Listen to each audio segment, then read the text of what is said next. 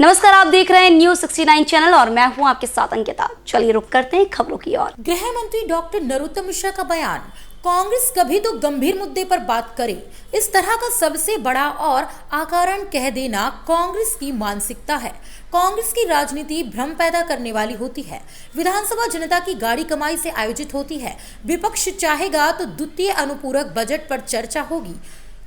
सारगर्भित चर्चा करके आगे काम बढ़ा सकते हैं।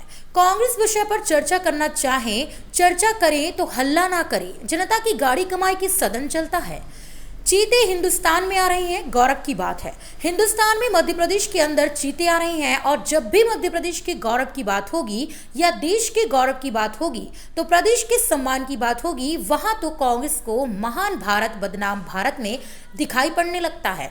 यह चीतों का शिकार कर रहे हैं। कभी रोहिंग्या के ऊपर बात करते नहीं है, रोहिंग्या पर खामोश रहते हैं और प्रदेश और देश के गौरव की बात आती है तो ऐतराज करते हैं।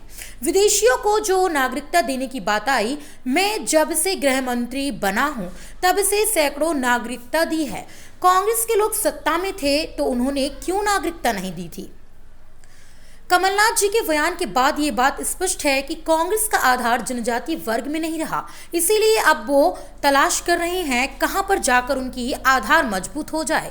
जहां तक सवाल सम्मानित अन्य दलों का है, वहां कमलनाथ आज पूरे प्रदेश में कांग्रेस को लड़ाने की स्थिति में नहीं बचे हैं।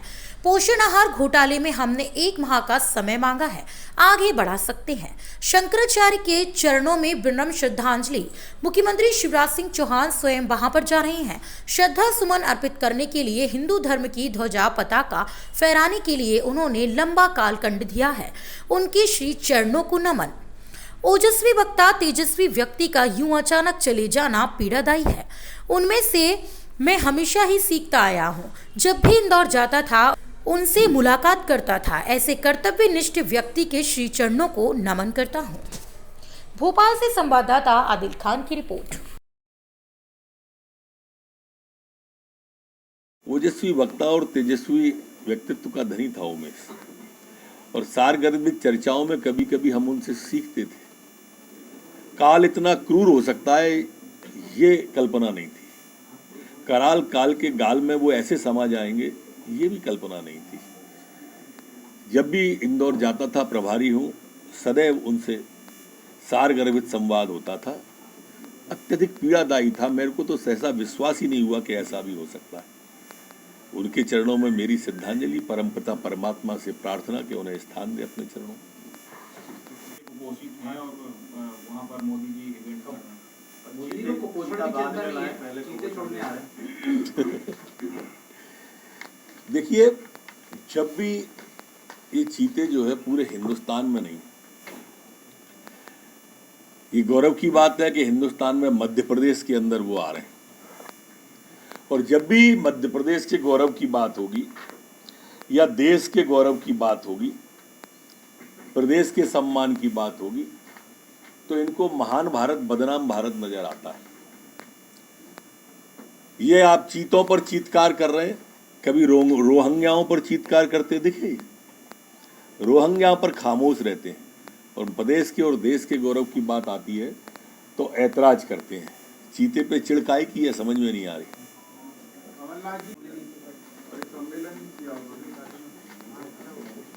देखो, वो हर एक के बारे में यही कहेंगे। उनका एक रटा हुआ स्लोगन है, सुई वहां फंस गई है। आप किसान की बात करोगे तो कहेंगे, वो नौजवान की बात करोगे तो कहेंगे, और समाजों की बात करोगे तो कहेंगे। ये विदेशी जो हमारे नागरिकता देने की बात आई थी, मैं गृह मंत्री बना हूं तब से सैकड़ों हमारे जो विस्थापित परिवार थे उनको नागरिकता देने का काम हमने किया। कभी कांग्रेस ने क्यों नहीं किया? तो 15 महीने में इन 15 लोगों को दिए क्या? फिर आप सिंधी समाज में जाते और फिर कहते सर्वोच्च पदों पर भारतीय जनता पार्टी में उस समाज के लोग रहे हैं, इन्होंने कभी ऐसा पद दिया क्या? देखो, इस तरह की बातें, मैंने कहा ना, सिर्फ भ्रम पैदा करके राजनीति करना बची है। टीवी और ट्विटर पे बचे हैं ये लोग। संपूर्ण मध्य प्रदेश के अंदर कोरोना के 29 नए प्रकरण आए हैं। जबकि स्वस्थ होकर अपने घरों और गंतव्य की ओर जाने वाले 22 लोग हैं। संपूर्ण प्रदेश के अंदर जो एक्टिव केस अब हैं वो 235 एक्टिव केस प्रदेश के अंदर वर्तमान में प्रचलन में है। सैंपल जो लिया गया है पिछले 24 घंटे में 4,689 लोगों का सैंपल लिया गया है।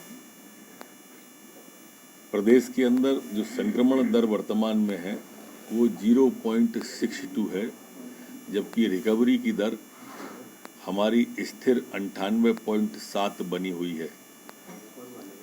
पुलिसकर्मी कोई भी संक्रमित नहीं है, निरंक है, न एक्टिव है, न वर्तमान में संक्रमित है। पिछले 24 घंटे में जो वैक्सीनेशन हुआ है वो 563 लोगों का वैक्सीनेशन हुआ है। आज तक जो कुल वैक्सीनेशन हुआ है वह 13,04,73,927 लोगों का वैक्सीनेशन हुआ है। जी। इसी तरह की और खबरें देखने के लिए बने रहे हमारे साथ, देखते रहिए News 69 चैनल। जब तक के लिए धन्यवाद।